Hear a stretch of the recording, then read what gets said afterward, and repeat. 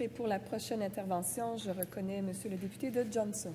Oui, merci, Madame la Présidente. J'ai un petit problème de voix aussi, là, fait que je suis un peu en symbiose avec vous aujourd'hui. Ce qui est important de rappeler en commençant, c'est un petit peu qu'est-ce qui est à l'origine, qu'est-ce qui est à la source de la motion qui a été présentée, qui vise les crédits d'impôt. À la source de la motion qui a été présentée, c'est parce qu'on est en face, au niveau du gouvernement du Québec, on est en face d'un déficit structurel très important qu'il importe de résorber. Puis, parallèlement à ça, bien, notre économie est anémique depuis des années, comme en font foi là, tous les indicateurs qui sont dignes de ce nom. Alors, nous, on a baptisé ça, la Coalition Avenir Québec, on a appelé ça le déclin tranquille, le long déclin tranquille dans lequel on est engagé. Puis, qu'est-ce qui fait aussi qu'on est aujourd'hui à débattre de cette motion-là? Dans un premier temps, c'est parce qu'on est en face d'un gouvernement qui n'était pas prêt à gouverner. On est en face d'un gouvernement qui n'avait pas de plan, que ce soit pour le redressement des finances publiques ou que ce soit pour une relance durable de notre économie. Puis que maintenant, il cherche désespérément à trouver un cap sur le chemin, du redressement des finances, mais d'une façon durable, puis de relancer l'économie de la même façon. Alors, c'est certain que si on avait eu un plan auparavant, puis quand on aurait pris le pouvoir, on aurait eu un certain nombre de mesures à annoncer, on n'aurait pas laissé dans le vent toutes sortes d'hypothèses, sortir toutes sortes de ballons et tout ça. Peut-être aujourd'hui, on saurait où on s'en va, les entreprises sauraient où on s'en va, l'opposition officielle saurait où le gouvernement s'en va, puis il y aurait peut-être moins de panique dans l'air. Hein? Mais qu'est-ce que vous voulez? Ce gouvernement-là n'était pas prêt à faire ces choses-là. Alors, ça prend un certain nombre de mois avant qu'il puisse un petit peu s'enligner. L'autre point aussi qui est important de souligner, une des raisons, une des sources en arrière de cette motion-là, bien, c'est le gouvernement précédent.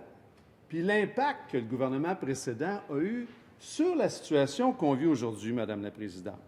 Parce qu'il faut rappeler que leur court passage à la direction du Québec, ça a été un désastre. Ça a été un désastre tant au niveau des impacts très négatifs de leurs actions sur l'économie, puis ça a été aussi un désastre au niveau de l'impact très négatif que certaines propositions qu'ils ont faites ont eu de diviser les Québécois.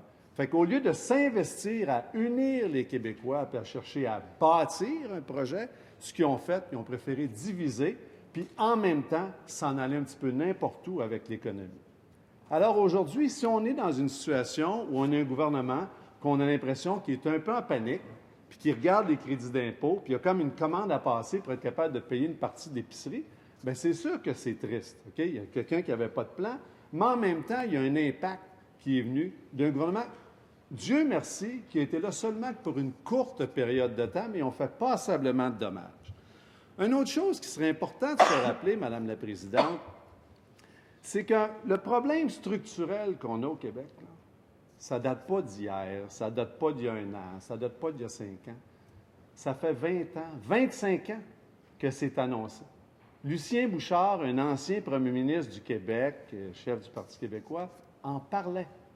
Afin d'adresser cette situation-là, les parlementaires, à l'unanimité, en 1996, ont voté une loi qui ramenait le déficit zéro, dans lequel les gouvernements devaient apprendre à se gérer pour faire en sorte qu'année après année, on battait ce potentiel déficit structurel-là pour qu'on n'ait jamais à faire face à un déficit structurel. Et qu'est-ce qui est arrivé, Madame la Présidente? Pendant 15 ans qui ont suivi ça, les deux gouvernements, qui sont un peu bonnet blanc, blanc bonnet, ont accumulé 9 années des déficits. Ces 9 années-là ont cumulé 20 milliards de déficits. Ça, c'était des déficits pour payer l'épicerie, payer le gaz, payer la nourriture, payer les assurances. Ça, c'était vraiment un très bon investissement pour les Québécois, Madame la Présidente. Un autre point aussi qui est important de se rappeler, c'est les importants changements démographiques auxquels, à partir de maintenant, là, que le Québec est confronté pour les années à venir. On entendait le premier ministre, là, il y a quelques semaines, commenter les derniers résultats économiques, puis dire, bien, écoutez, il y a une partie de ça qui vient des changements démographiques, comme si ça venait d'arriver.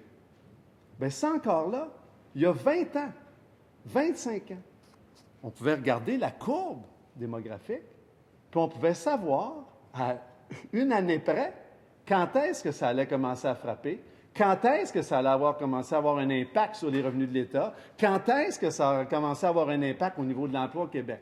C'était tout écrit. C'était tout écrit dans le ciel. Puis qu'est-ce qu'ils ont fait, nos joyeux lurons, qui ont gouverné depuis ces années-là? Qu'est-ce qu'ils ont fait, Madame la Présidente? Ils ont géré à la petite semaine, au jour le jour. Puis quand il y avait des décisions qui étaient à prendre, qui étaient un petit peu difficiles, ils ont préféré ne pas les prendre parce que ça fait mal. Mais on pousse la neige par en avant. On pousse la neige par en avant. Fait que c'est ça qui s'est fait, Madame la Présidente, pendant 20 ans. C'est ça qui s'est fait. Alors, quand on regarde un petit peu le casse-tête auquel on est confronté, parce qu'honnêtement, c'est un casse-tête auquel on est confronté, auquel ce gouvernement-là est confronté, parce que c'est lui qui est au pouvoir. Mais il faut bien comprendre que c'est la somme des actions non prises, puis le manque de vision puis de courage du gouvernement du Parti québécois, puis du gouvernement du Parti libéral, qui ont gouverné en réalité le Québec là, depuis 44 ans. Les libéraux ont été au pouvoir 24 ans et les péquistes ont été au pouvoir 20 ans. Alors, si on cherche un petit peu d'où ça peut venir, ce qui nous arrive comme ça, subitement, bien, je veux dire, on n'a pas ben à chercher bien loin. Je veux dire, c'est eux autres, puis je ne dirais pas où eux autres, moi, dire c'est les deux. Ils se sont partagés ça à peu près moitié-moitié. Si on fait juste regarder les 15 dernières années, Madame la Présidente, là, prenez le temps que les libéraux étaient au pouvoir de 2003 à 2012. Qu'est-ce qu'ils ont fait?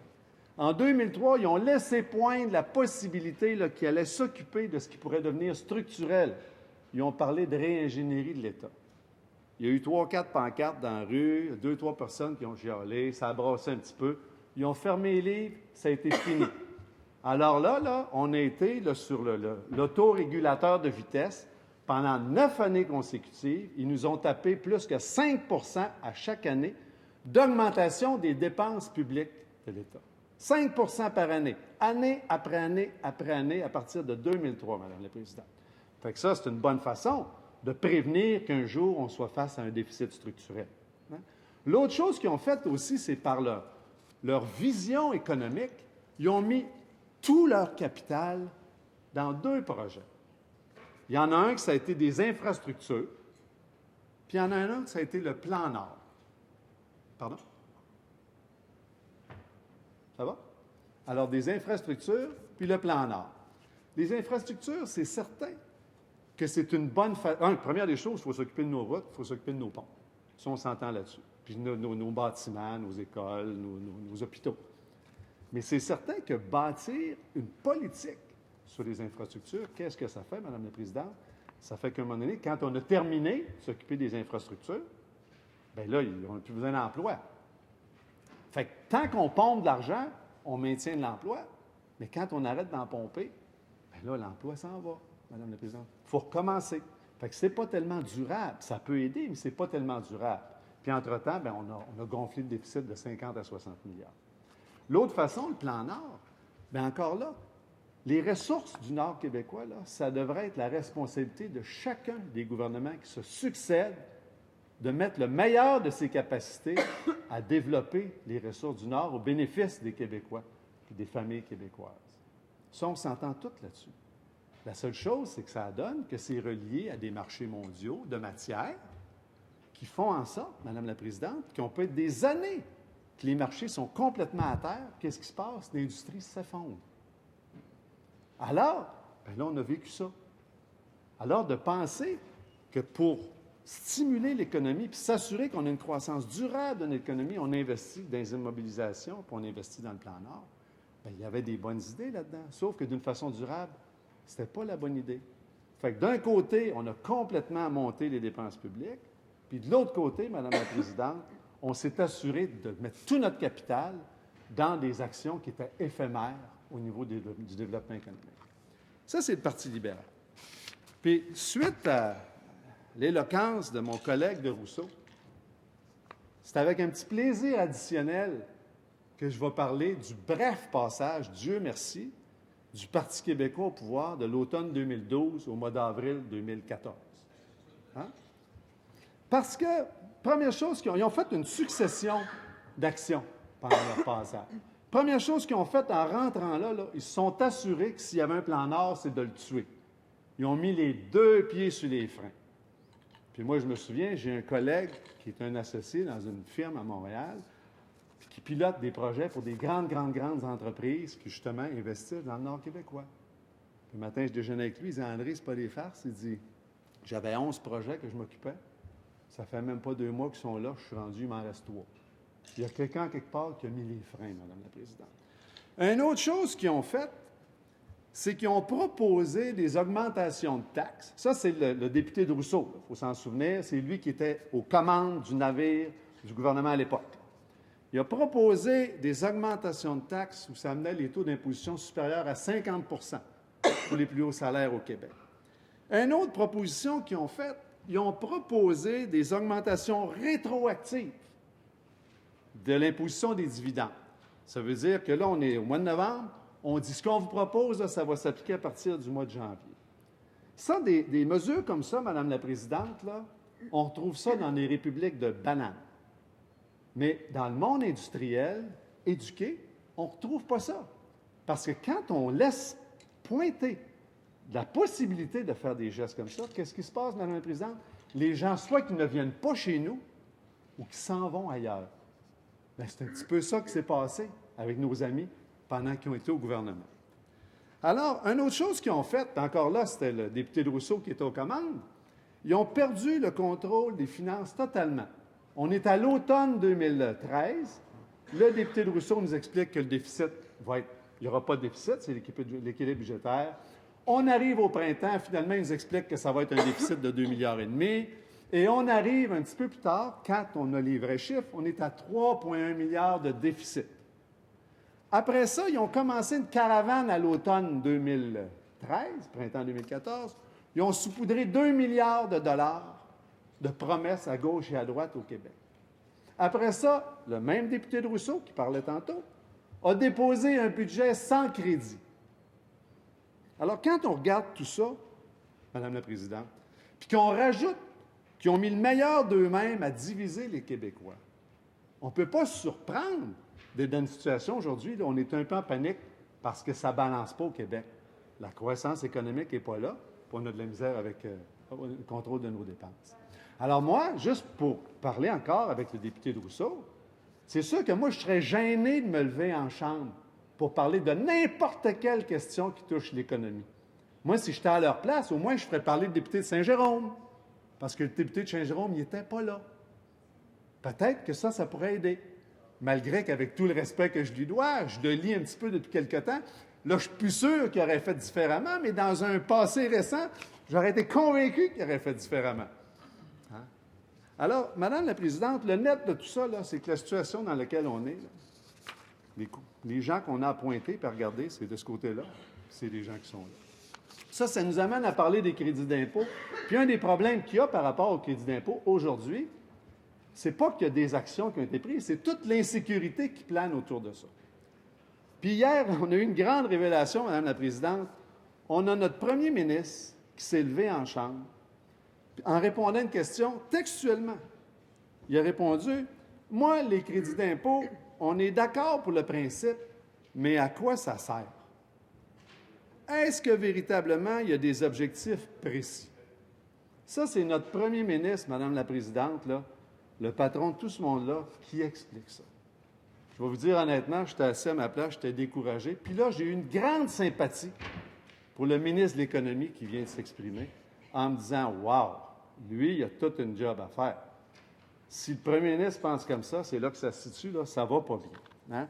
Fait que c'est un peu pathétique d'entendre ça, 7 mois après avoir été élu, mais c'est surtout pathétique d'entendre ça quand ils ont été au pouvoir pendant toutes ces années-là. Ça veut dire que pendant toutes ces années-là, qu'il y avait tous ces crédits-là, qu'on essayait d'intervenir pour aider tout ça, là, en bout de ligne, il n'y a pas de direction, il n'y a pas d'objectif, il n'y a pas de contrôle, on ne sait pas trop ce qu'on fait avec ça. D'ailleurs, le ministre de l'Économie l'a mentionné, il a été 8 ans à tête d'Investissement Québec, il n'y a jamais eu de compte à rendre. Alors ça, Madame la Présidente, ça ne fait pas beaucoup de sens, ça. Alors, pour le bénéfice du premier ministre, là, je peux lui donner un petit peu quelques objectifs. À quoi ça sert des crédits d'impôt puis de l'aide aux entreprises? Hein? On peut dire que dans un premier temps, quand on a commencé à introduire ça au Québec de façon importante, l'objectif, c'était de faire du savoir une importante composante de l'économie du Québec. Ça, si on regarde dans le passé, là, dans les objectifs du gouvernement, là, on voyait ça. Hein? Après ça, c'est favoriser la collaboration entre les entreprises puis d'autres milieux. On parle d'avoir une participation accrue des PME dans la recherche et développement au Québec, d'accroître le soutien des entreprises à certains secteurs, d'accroître la création d'emplois à valeur ajoutée, hein, de soutenir les régions économiques, de soutenir la culture. C'est tout ça que ça sert, l'utilisation de crédits d'impôt puis d'aide aux entreprises.